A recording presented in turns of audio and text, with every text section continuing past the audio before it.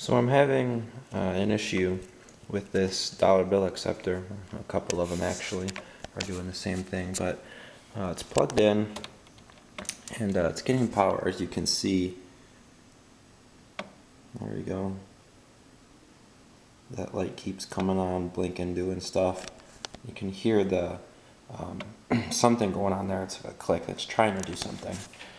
And then I'll give it a few minutes here, and then it'll cycle. Well, it'll try to cycle. It'll just keep spinning the belts. Here's another one that has no power at all, and you can see the capacitor there is bad because it leaked. And after doing a bunch of research, I found someone that had a similar issue to this, and it turns out that the capacitor could also be the culprit. So I'm going to go ahead and document all of this, and I'll show you what it does here next after a couple minutes of being plugged in.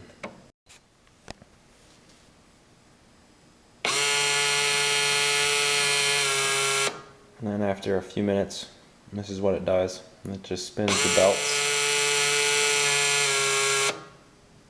I'll do that several times for another few minutes, maybe, and then it'll be ready.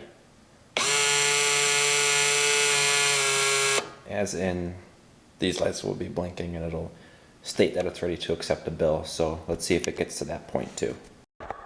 Okay, so now it's indicating that it's ready, and then watch what happens when I put it down. It just automatically, well, not automatically, but instantly turns off and then starts this again. And then eventually it might get to the point where it's ready and it'll accept the bill, and then it'll take the bill in, freeze, and then spit the bill out. Let's see if it does it. No, it's just going to keep doing that. But you get the point. I'm going to go ahead and change the capacitor, and I will show you the steps to that.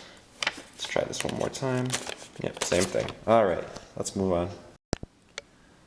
Okay, so getting this apart's pretty easy. You have the 4 screws for the bezel, and then the plate up there. And then 3 screws, one will be there, here, and then here for the board to come out. And so I can show you that capacitor I'm talking about. And I just want to mention too that I did a bunch of tests on these, swapping parts, cleaning, all that stuff, and research leads me to believe that it's the capacitor. They're known to go bad on these, and capacitors go bad on all electronics all the time. So there it is right there. That's the one. So just a quick how-to on how to get this board out. This one just pulls back, same with this one, those are easy. This one, you just wiggle back and forth out, that'll eventually come out. And then the ribbon cable, I've seen a few different connectors for those, but that one there, the tab will slide back and then up.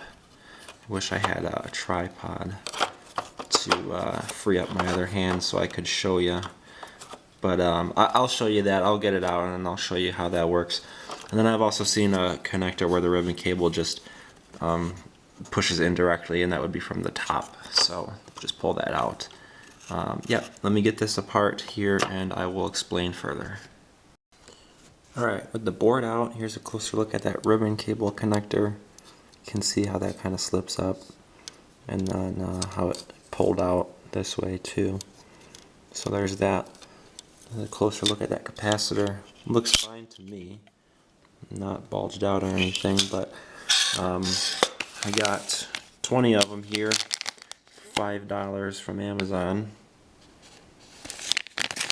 They are the 470 UF 35 volt. I'm no electronics repairman, but this is the same kind as on there. And I ordered, these are 10 by 17 millimeters, so 10 across and 17 high. That's what I measured that to be. Not sure if it's 100% accurate, but it'll fit. And I'm going to go ahead and get this one desoldered from these bottom 2 pins here. That'll come out, and I'll put the new one in the same orientation with this stripe here being the negative side, facing out to the side of the board. So I'm going to go ahead and do that off camera, and then once that's in, reassemble this and put it in the machine and see if it works. So I want to show you what I'm working with real quick here to get this replaced. Just a cheapo soldering iron. Obviously the new solder, capacitor, some flux, and then where is it? Some solder wick, solder braid, whatever you want to call it. That's all I've got. I'm sure with tools like a better iron or a hot air station or a solder sucker would make this even easier, but just with these basic things I can get it done. One more thing I want to mention is when you're going to do a test on these boards have sensors. There's one here and then one right there that sense if the board is kind of in or not, if that makes any sense. So when you put this in, just make sure that you actually screw it in, because you can see the board has a little up and down play to it.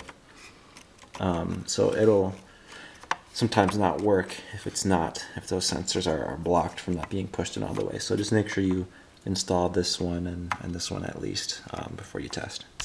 Alright, just turned the machine on here and this started right up and is ready. So with the new capacitor in, you can see there. Let's go ahead and put $1 in.